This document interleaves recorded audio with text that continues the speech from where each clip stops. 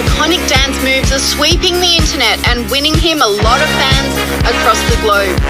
Trump's dance moves were on show throughout and even after his election campaign. And it seems like everyone wants to hop on the bandwagon.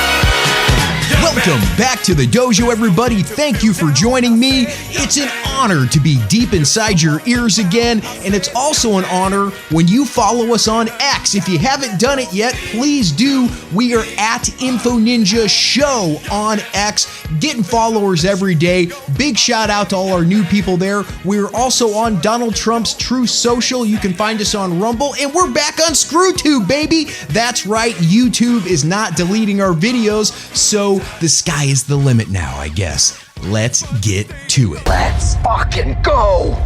Let's fucking go. So, one of the biggest documented differences between liberals and conservatives is curiosity. Studies have shown that conservatives get their information from multiple sources. Multiple news outlets are where they tend to be. But liberals live in a bubble. They live in an echo chamber, and that's the reason that they're so shocked by the 2024 election results. Liberals expected to wake up that next morning and hear that Kamala Harris had won the election and get their worldview reinforced. But as it turns out, well over half of America doesn't agree with their views. What?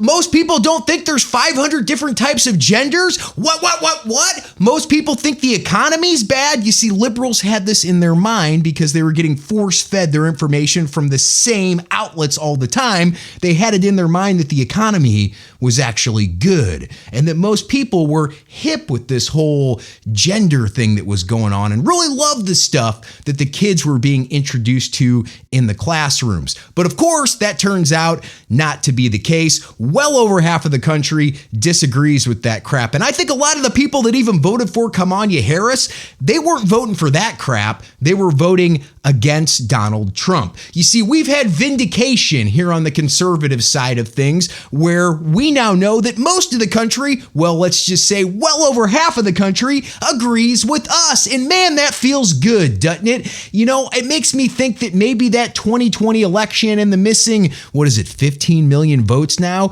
It makes me feel like those votes didn't go missing because they never existed to begin with. Call me a conspiracy theory, but I think over time, through investigation, and maybe in these next 4 years, history is going to show us that yes, the 2020 election wasn't legit. Let's just leave it at that. So all these liberals back in 2020 thought they won in quotation marks, and then 2024 comes along and it turns out, nah, 2020 was a fugazi. It wasn't real. It was a fake. So now us conservatives, and especially us Christian, conservative, constitutional people that have been suffering for the last 4 years, we're celebrating, baby. We're doing the Trump dance. I love those videos online right now where they play the YMCA and the Trump dance is happening. It just makes you feel good.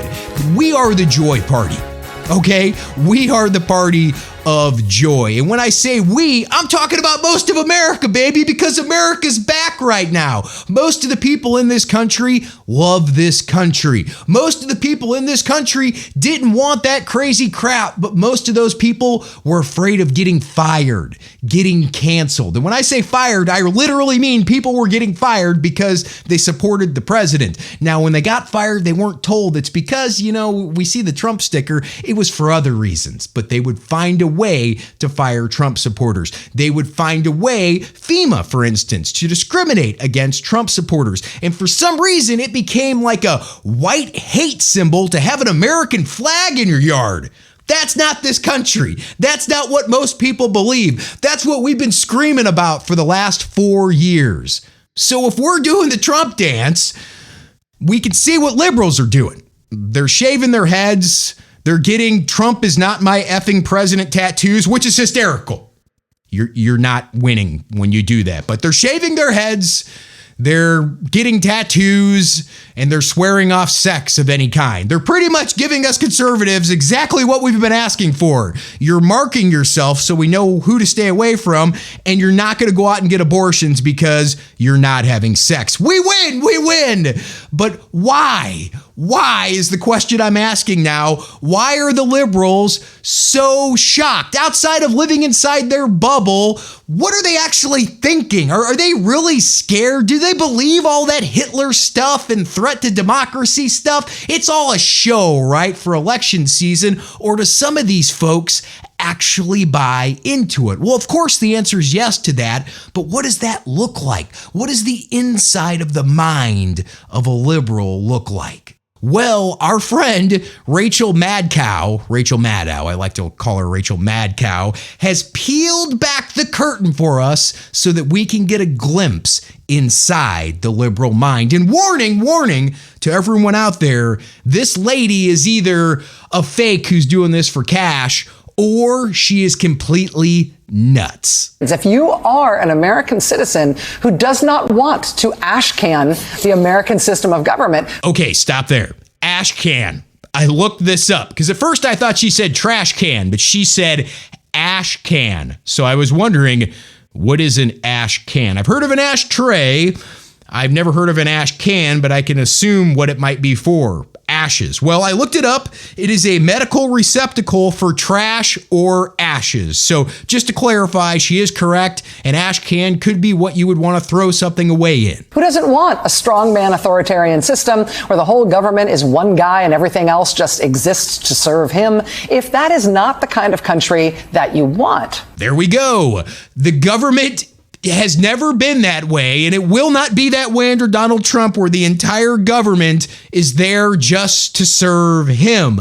But they believe this is real. They believe that this can actually happen. This is going to get more and more interesting as time goes on. But I think what you just saw there, that little statement from her that says that the government will exist just to serve Donald Trump, I think that is a mix of TDS, Trump derangement syndrome, and daddy issues. So I looked up who is Rachel Maddow's dad, and he was an Air Force captain, and then he became a lawyer before she was born, and it's hard to tell if they were close or not, but I bet you there's some daddy issues there. Then yesterday's election means you have more to do for your country than you have ever done before, because now is when the rubber really hits the road, right? We don't just flip a switch and the American system of government is gone. Democracy is gone. It doesn't work like that. You are correct. It doesn't work like that. We have checks and balances.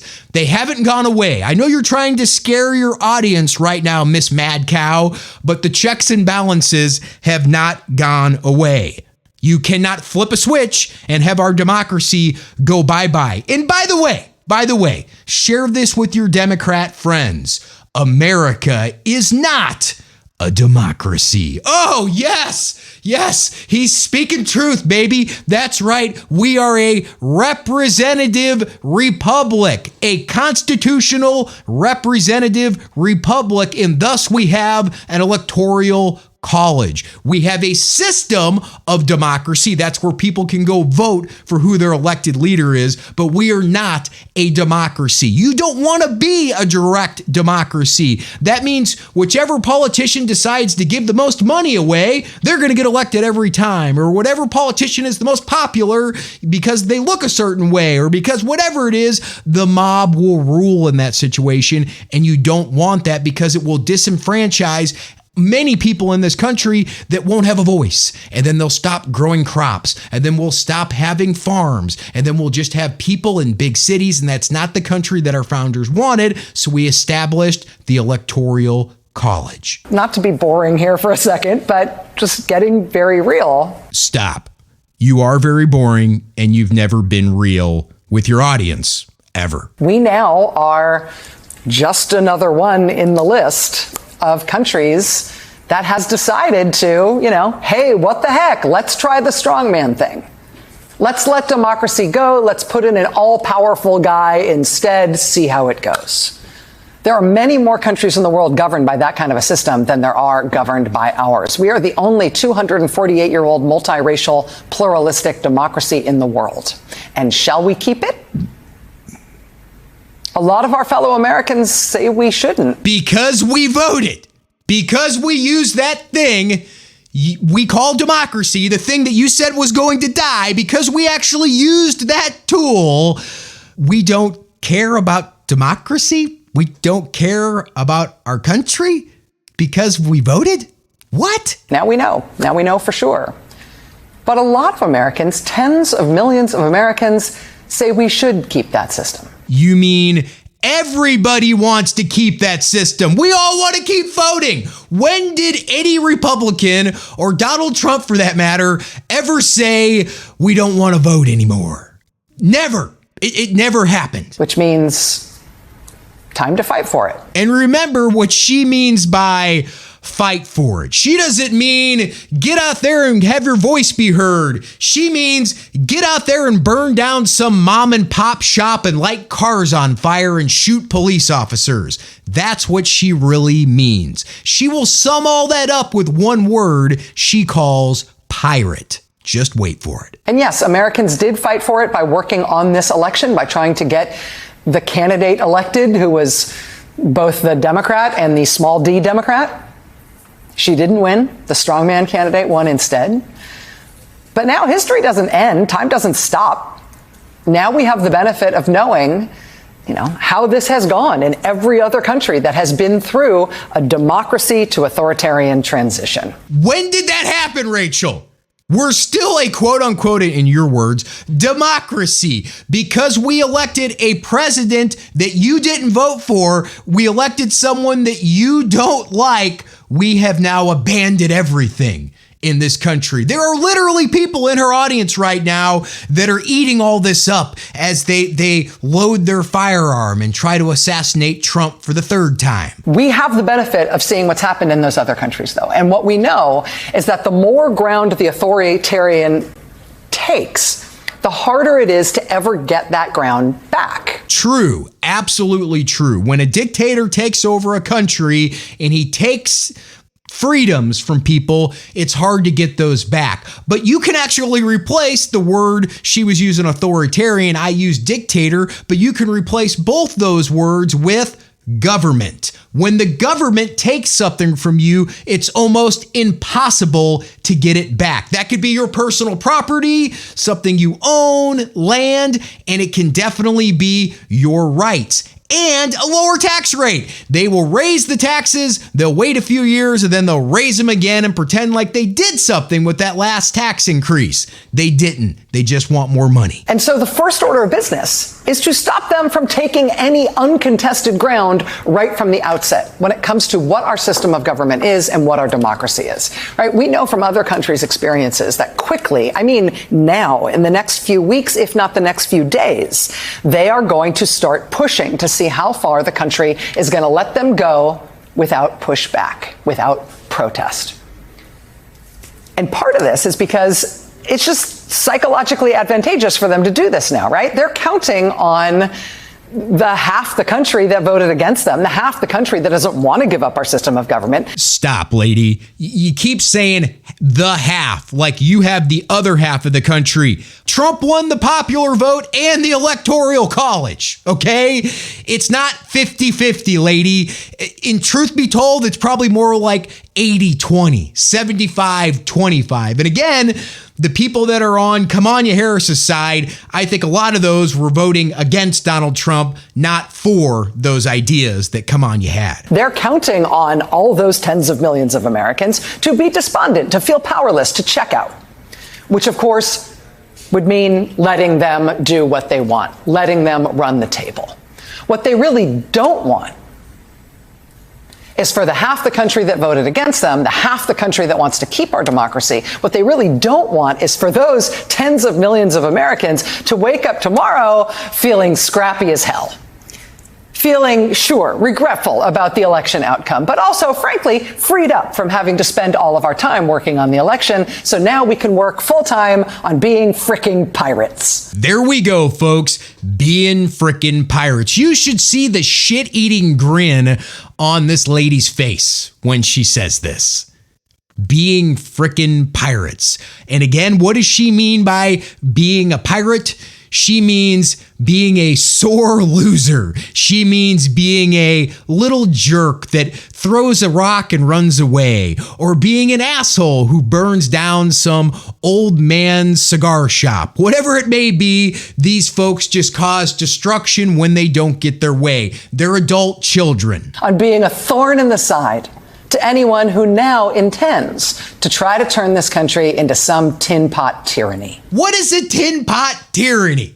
Okay? And who in the Trump administration is intending to turn this into a tin pot tyranny? So we're not going to give billions and billions of dollars away to Ukraine. That must be a tin pot tyranny. Or we're not going to get involved or try to start new wars. That must be a tin pot tyranny. Or we're going to slash government spending. That must be a tin pot tyranny. Or we're not going to make people take vaccines against their will. That must be a tin pot tyranny. Or how about us getting all the crappy stuff in our food that's killing us out of our food? That used to be a bipartisan issue, but apparently it isn't because the Republicans and RFK have picked up on it now. That must mean we're a tin pot tyranny. The U.S. military needs to give the American people binding assurances that they will not deploy U.S. military force against the civilian population in this country. They can give those assurances, and now they should. The free press needs to give the people of this country assurances that they will not become state TV, that they will stand and fight together. They will put aside rivalries and petty professional differences. They will stand and fight together as the free press, as the fourth estate, as an institution that is a pillar of our democracy, as these guys on the other side inevitably start picking off individual journalists, individual publishers, individual news organizations to try ultimately to turn us all into some American accented version of RT. This lady is nuts, folks. I could play the rest of this interview and blow your minds, but I'm not. I'm not going to make you walk through this. If you want to check it out on YouTube, you can check it out yourself on MSNB, Communism C, whatever they're called, Rachel Madcow's show, whatever. You probably won't check it out, and I don't blame you. But if I were to play the rest of this, it just repeats itself over and over again anyway. She brings up the pirate thing again and brings up how bad Donald Trump is. But literally, these people actually believe right now that Donald Trump is Hitler and that he has taken over and that we no longer have freedom in this country. Well, folks, he hasn't taken over yet, okay? And when he does take over, I bet you're going to have more freedom than you've had in a while. Now you're going to have freedom to say what you're thinking. Now you're going to have freedom to be yourself. Now, I know some people are saying, hey, I'm trans. I can't be myself now. You can still dress up in any clothes you want. If you're an adult, you can get any surgery you want as long as you're paying for it, and you can be yourself. The difference is going to be, I'm not going to be compelled to pretend you're a lady when you've got a mustache. I'm not going to be compelled to live in that tin pot tyranny that we've been in the last 4 years. The tin pot tyranny where we're forced to take vaccinations against our choice. The tin pot tyranny where, although most of the people that live in this country don't want us involved in the Ukraine, we get involved in the Ukraine. That is a tin pot tyranny. That is Rachel Maddow. That is the Democrats. And damn, we got to pray for these people. I hope that they take a second to get out of their bubble, get out of the echo chamber, and actually realize that, man, this Trump dance is kind of fun. It looks ridiculous, but it makes you feel good. Just try it right now if you're a Democrat. Kick on the YMCA and do that little Trump dance. Nobody's going to see you. Okay, you can do it in the bathroom with the door closed. I won't tell, but it's going to make you feel better. It's okay to say you were wrong. It's okay to say, you know what, you're switching sides. It's okay to actually have some joy. Hi-yow! Info Ninja. If you liked what you heard, please give me a thumbs up, a comment, and a share. You can find us on X at Info Ninja Show, on Rumble, Truth Social, YouTube, and of course, anywhere podcasts are sold.